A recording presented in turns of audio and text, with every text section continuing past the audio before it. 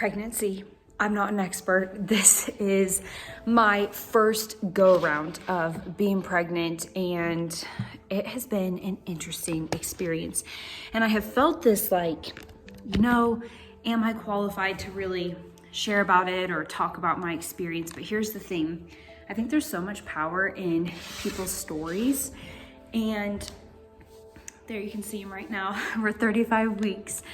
But there's so much power in people's stories and learning about different people's experiences. And I've been asked about my pregnancy, how it's gone. And I've really learned a lot of key things that I want to share with you, because I believe this is going to help you, whether you're pregnant, it's something you're wanting to do, or you just want to grow your life.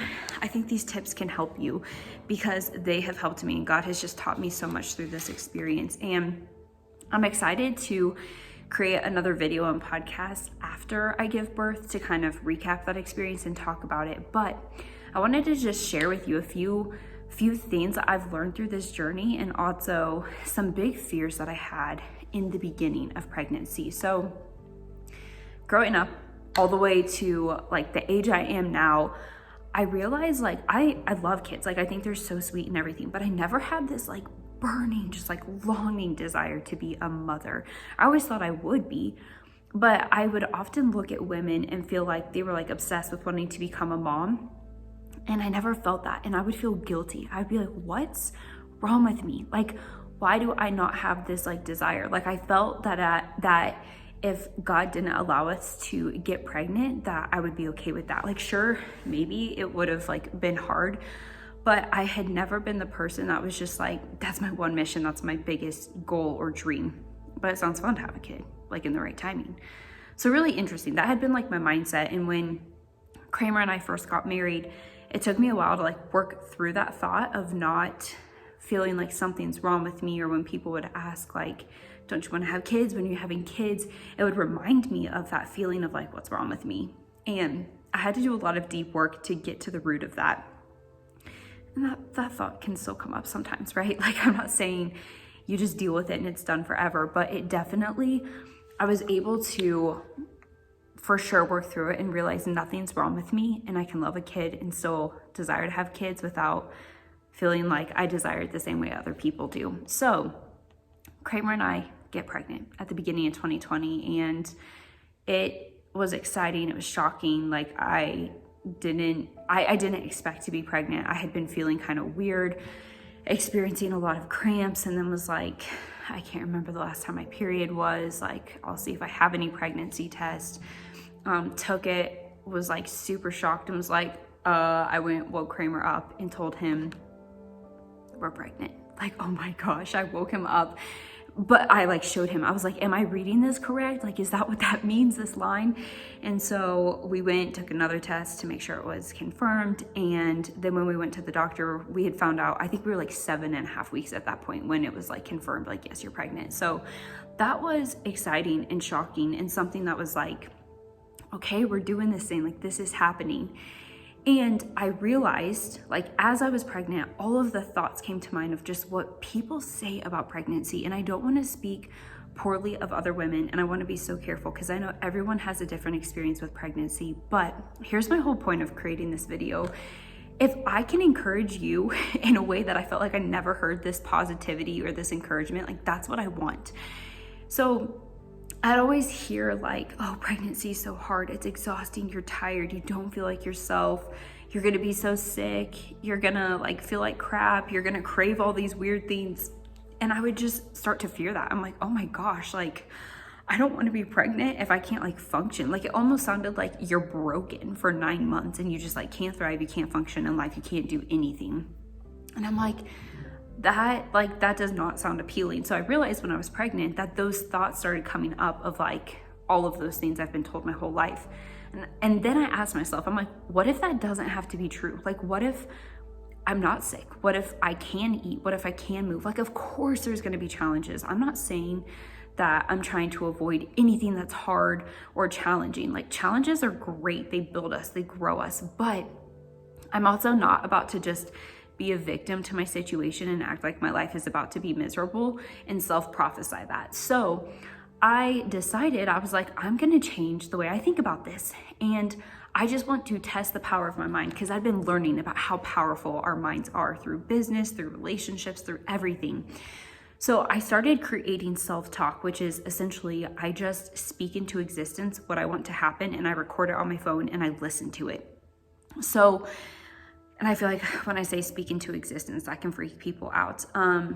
Just speaking truth over myself, truth of a situation. So I started to speak truth, saying I don't get sick, because I hadn't, and I don't get sick. I feel amazing. I have high energy.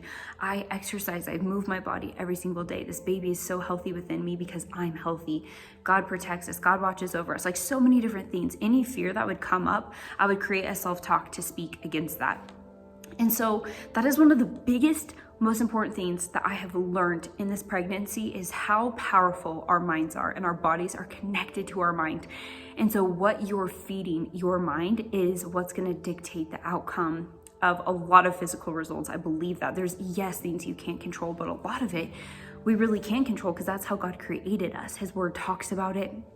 And so I started speaking just really powerful things over myself, praying over our baby, talking with Kramer, but also not obsessing over it. It's like pregnancy is this awesome, beautiful journey. And like, yeah, some days I might be tired, which actually been tired a lot of days. Can easily sleep like 10, 12 hours some nights. But it's like you just let yourself, like you listen to your body, like I'm growing a baby, and you give it what it needs. But the cool thing is when you're speaking that truth over yourself. So I'm saying I don't get sick. Well, if I felt nauseous, what would happen is my subconscious would be like, oh yeah, we don't get sick.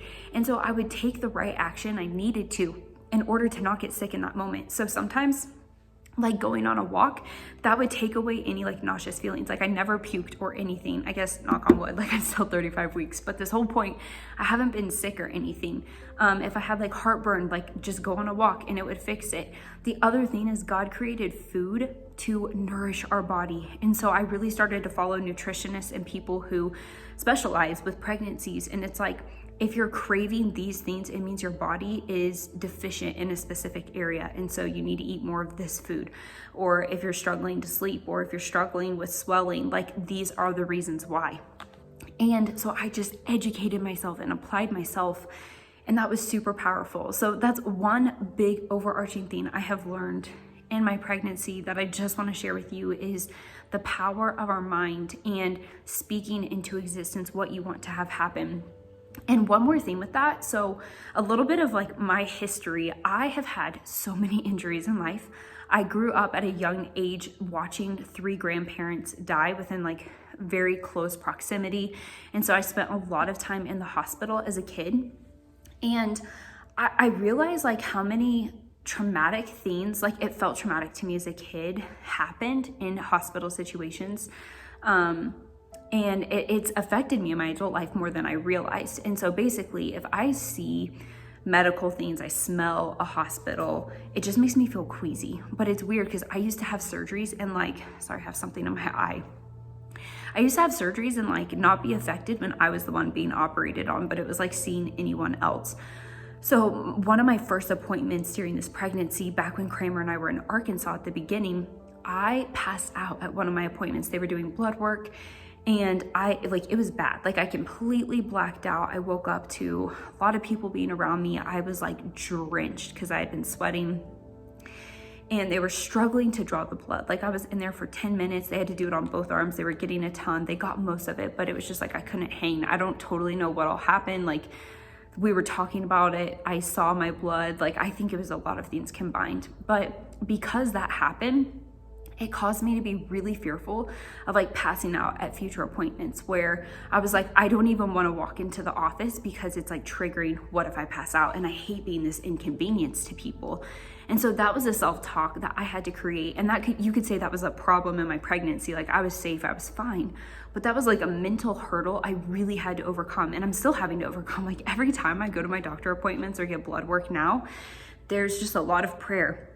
There's a lot of visualization going on, of visualizing myself doing it successfully, talking to the people, listening to their stories, not being affected by it.